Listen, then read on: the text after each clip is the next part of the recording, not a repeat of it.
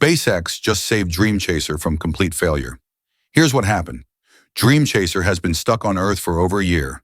ULA's Vulcan rocket keeps abandoning it for military contracts worth billions. NASA's sleek spaceplane was dying a slow death until SpaceX stepped in. The shocking twist? SpaceX's Falcon Heavy can actually launch DreamChaser. The numbers prove it. DreamChaser weighs 14 tons and needs a 5-meter bay. Falcon 9 is too small, but Falcon Heavy fits perfectly. Why would SpaceX help their biggest competitor?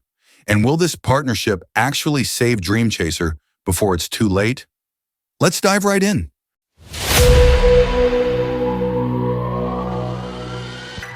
Back in 2011, America lost something magical.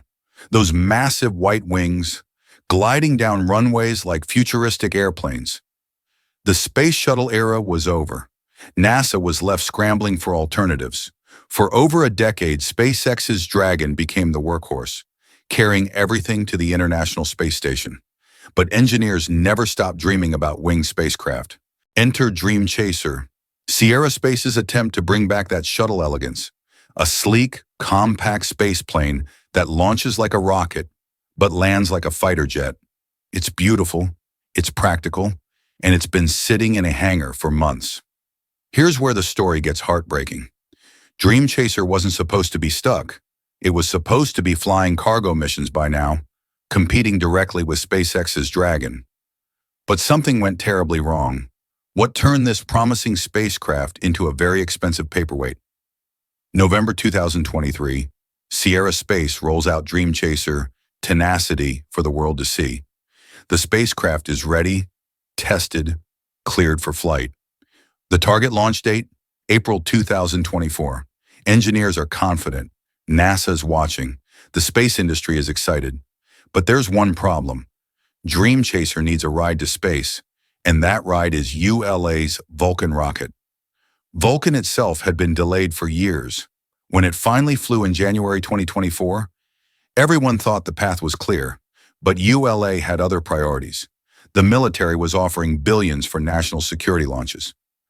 Amazon's Kuiper constellation needed 18 launches minimum. DreamChaser, it could wait.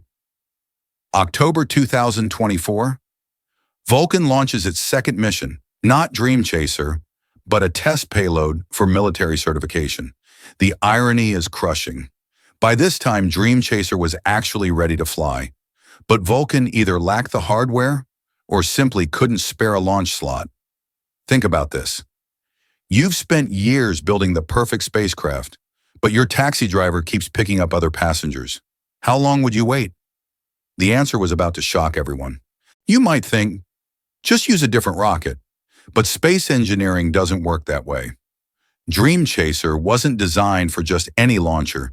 It has specific requirements that make rocket shopping incredibly difficult. First, the size problem. DreamChaser is massive.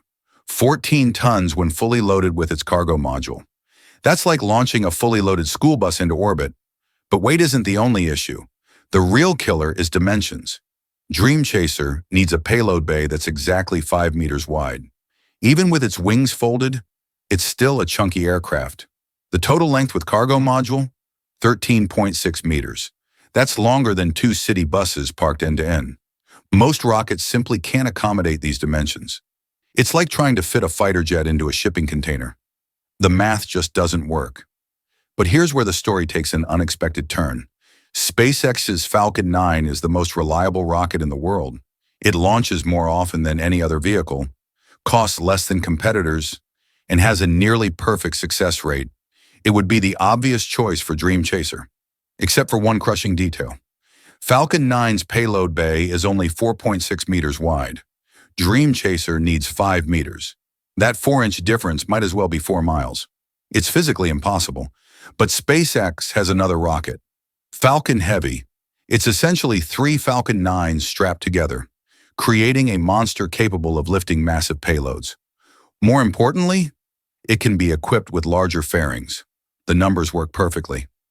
Falcon Heavy can lift DreamChaser's 14-ton weight. It can accommodate the 5-meter width requirement. And unlike Vulcan, it's actually available for commercial customers. But here's the twist nobody saw coming. Why would SpaceX help launch their biggest competitor? SpaceX dominates commercial cargo delivery to space. Dragon is their golden goose, flying multiple times per year, generating hundreds of millions in revenue. Helping DreamChaser would literally be helping their competition. Unless there's a bigger game being played. NASA has been pushing for redundancy in their spacecraft fleet. The agency learned its lesson after the Columbia disaster. Depending on one vehicle is dangerous. Right now, they're overly dependent on Dragon. Boeing's Starliner is grounded with technical issues. Northrop Grumman's Cygnus has had its own problems. If DreamChaser fails, NASA loses a crucial backup option. If it succeeds, the entire industry benefits from competition and innovation. SpaceX might actually profit more from a diverse marketplace than from a monopoly. But there's another factor nobody's talking about: the future beyond Earth's orbit. DreamChaser isn't just about delivering cargo to the International Space Station. Sierra Space has bigger plans. Much bigger. They're partnering with Blue Origin to build Orbital Reef, a massive commercial space station that could replace the ISS. This is where things get really interesting. Orbital Reef will need regular cargo deliveries, crew transport, and specialized equipment. DreamChaser's unique runway landing capability makes it perfect for returning delicate scientific experiments and time-sensitive materials. But here's the catch. Orbital Reef is still years away from launch. The ISS might be decommissioned before these new stations are ready. That creates a narrow window where DreamChaser must prove its worth. If DreamChaser can't launch soon, it might miss this opportunity entirely. The space industry moves fast, and delayed programs often get canceled completely. The clock is ticking. Let's talk about what makes DreamChaser special. Unlike Dragon capsules that splash down in the ocean, DreamChaser lands on runways like a normal aircraft. This might seem minor, but it's actually revolutionary. Ocean recovery is harsh. Saltwater corrodes electronics. The impact stresses the spacecraft structure. Sensitive scientific equipment can be damaged. Recovery teams need ships, helicopters, and complex logistics. Runway landing is gentle. The spacecraft touches down smoothly, preserving delicate cargo. Turnaround time is faster. There's no water damage, no complex recovery operations. You literally drive up with a truck and unload. This capability is especially valuable for biological experiments, pharmaceutical research, and advanced materials processing, industries that NASA desperately wants to develop in space. But runway landing creates its own challenges. The spacecraft needs wings, landing gear, and flight control systems. It's more complex than a simple capsule. More complexity means more things can go wrong. Is the extra complexity worth it? Critics often compare DreamChaser to Boeing's troubled Starliner program. Starliner has faced years of delays, software glitches, and technical issues. Its recent crew flight test revealed even more problems. The spacecraft isn't expected to fly again until 2026. But the comparison isn't entirely fair. DreamChaser has shown more consistent progress in ground testing. Its design is fundamentally different, less complex software, more mechanical systems. The spaceplane approach might actually be more reliable than advanced capsule designs. Sierra Space has also been more transparent about their challenges.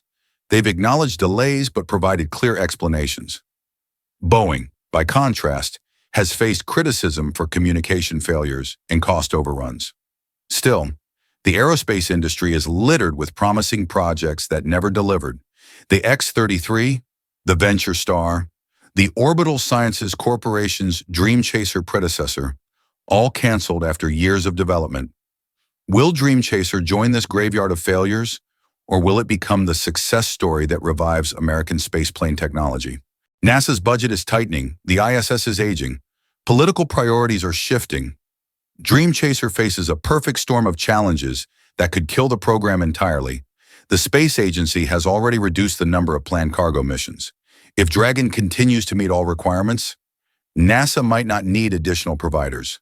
Competition is healthy, but only if it delivers real value.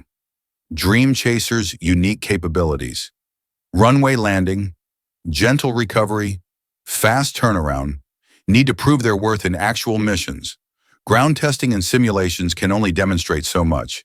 The spacecraft needs to fly, deliver cargo, and return safely. But every month of delay makes success less likely. Other companies are developing competing vehicles. SpaceX is improving Dragon continuously. Blue Origin is working on their own cargo solutions. The window of opportunity is closing rapidly. Time is running out. The potential SpaceX-Sierra Space partnership represents something unprecedented in commercial spaceflight. Direct competitors helping each other succeed. It challenges traditional business logic, but might be exactly what the industry needs. SpaceX gains goodwill with NASA, demonstrates their rocket's versatility, and potentially opens new markets. Sierra Space gets access to the world's most reliable launch vehicle. NASA benefits from increased competition and redundancy, but partnerships between competitors are notoriously difficult. Technical integration challenges, intellectual property concerns, and conflicting priorities can derail collaboration quickly. The question isn't whether this partnership makes sense. It's whether both companies can execute it successfully under intense scrutiny from NASA, Congress, and the media. Can two rivals truly work together when billions of dollars are at stake? DreamChaser's fate will influence the entire commercial space industry. Success would validate the spaceplane approach and encourage other companies to pursue similar designs. Failure would reinforce the dominance of capsule-based systems. For NASA, DreamChaser represents diversification of their spacecraft fleet. The agency has learned that depending on single providers creates vulnerability. The more options available, the more resilient the program becomes. For Sierra Space, and this is their defining moment, the company has invested hundreds of millions in DreamChaser development. Success would establish them as a major player in commercial spaceflight. Failure could be catastrophic. The ripple effects extend beyond these companies. Suppliers, subcontractors, and supporting industries are all watching. The outcome will influence investment decisions, hiring plans, and strategic directions across the aerospace sector. But perhaps most importantly, DreamChaser represents America's continued leadership in space exploration. International competitors are developing their own advanced spacecraft. China's space program is expanding rapidly. Europe is investing heavily in new technologies. American commercial space success isn't just about business. It's about maintaining technological superiority and strategic advantage in the most important frontier of the 21st century. The question that will define the next decade of space exploration remains unanswered. Will SpaceX actually save DreamChaser, or will this be just another broken promise in an industry full of them? So here we are. SpaceX potentially launching their biggest competitor's spacecraft, DreamChaser hanging by a thread, waiting for salvation from the very company trying to dominate the market they want to enter. This partnership could redefine commercial spaceflight, or it could be the most expensive publicity stunt in aerospace history.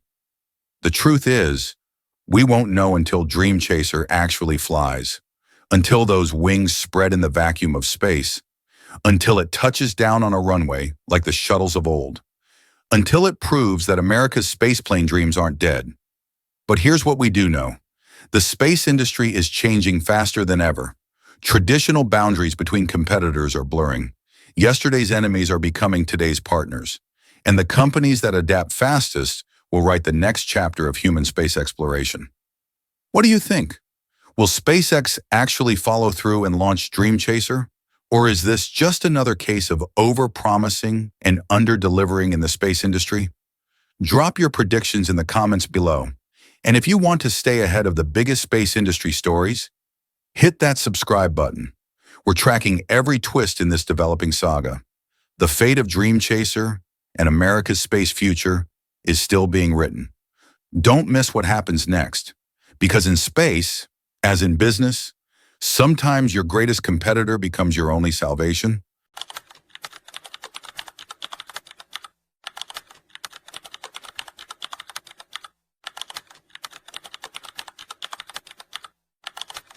Ship 36 exploded weeks ago.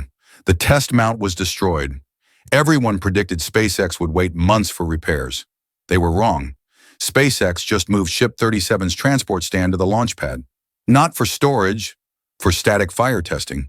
They're planning to use it as an adapter on top of the orbital launch mount. Has this ever been done before? Is it risky? Absolutely. Could it work? That's exactly what we're about to find out. While other companies play it safe, SpaceX is rewriting the rules to keep Block 3 on schedule. Will this crazy plan actually work, or will it end in disaster? Let's dive right in.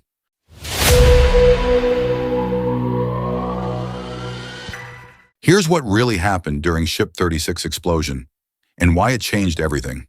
When that Starship prototype detonated during static fire testing, it wasn't just any ordinary test failure. The blast didn't just destroy the vehicle, it obliterated the entire test infrastructure. The mass